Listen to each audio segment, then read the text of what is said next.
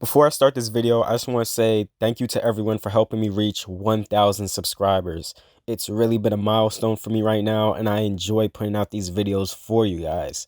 I make videos to spark a conversation and to educate people on some players and topics in the NBA. My takes and stuff may be different from yours, and I'm interested in hearing all sorts of takes on different topics. And I really like interacting with you guys and hearing your thoughts on it. I try to interact with you guys as much as I can, and I just want to say thank you for everyone who has supported me. It has really been a lot. Even those comments that just say keep it up and all that, I really think about it, and it really helps me continue doing this. I've been doing this for around a year now, and I have fallen in love with this YouTube thing. So from the bottom of my heart, I thank you guys. Please keep liking and subscribing to the channel. It really helps with the YouTube algorithm and getting me out there, so thank you. If you guys want to continue to keep up with me beyond YouTube, feel free to follow me on Instagram at worldofnw and on Twitter at bynickoftime. Also, I want to get you guys involved in my videos. I want to hear some of your hot takes in the NBA. You can comment that below in the comment section, and on my next video, I'll highlight a couple of those hot takes and discuss it for around 2 to 3 minutes. I really want to do this thing for future videos, highlighting hot takes and getting you guys more involved here. And let's just keep going. Thank you guys again, and let's keep building this community. You guys have truly been awesome, and I ask you guys again, smash that like button, subscribe, and stay tuned, and I hope you guys enjoy this video. Coby White has been an interesting player on the Chicago Bulls. Originally, I wasn't too high on the guy, and he didn't really draw my attention as much, but there is a lot of good things that the Chicago Bulls fans should be happy about their rookie guard. Just looking at Coby's stats, he basically played every single game, averaging 13.2 points, 2.7 assists, and 3.5 rebounds on 39% from the field and 35% from three, playing around 25 minutes per game. Now, looking at these stats, there's a lot of red flags, more so in the field goal percentage and assist numbers, but his numbers face value are actually a smokescreen. Coby's minutes have been juggled a lot this season, and at the beginning of the season up until around February, Coby has basically played around 20 minutes a game coming off the bench. Then when February hit, the Bulls basically realized they had a young guard that needed more time to produce, and the Bulls jumped his minutes up to around 30 a game in a starting role. Coby has completely ran with it and is looking like a future star point guard in the future. Ever since his increase in minutes and role, he has been putting up numbers. At the start of the season, Coby struggled in finding consistency in his game. Seemed more he was looking to get his own shot at all times rather than just letting the game come to him. But even then, he was showing some promise in games he played.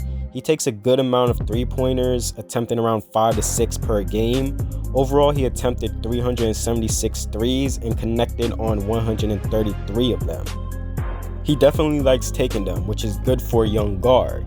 He is willing to take those shots, but he has to know when the right place and right time to take them.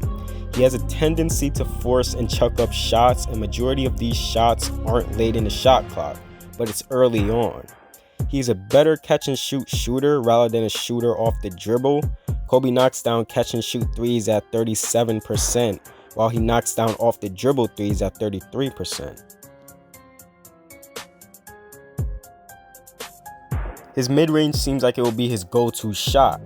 He starts to take more of them and knock them down at around 37%. Coby is also a great driver, very good speed, and he has that rare ability to get to the rim at any time he wants. And for a young guard, this is a great ability to have. This will open up more of his playmaking. I honestly rather have him drive the basketball more rather than shoot a lot of three-pointers because one, it opens up looks for his teammates as a defense may look to close in on him.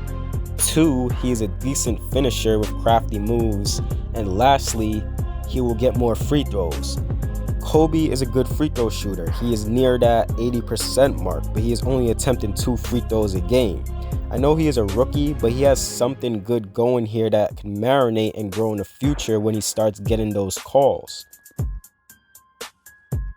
I can honestly see him being one of those guys that average a lot of free throws just based on how well he gets to the basket.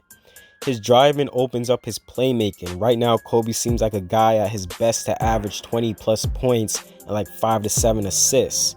He has a tendency to have some tunnel vision when driving, missing open teammates, and just rushing to the hoop with not really a clear plan.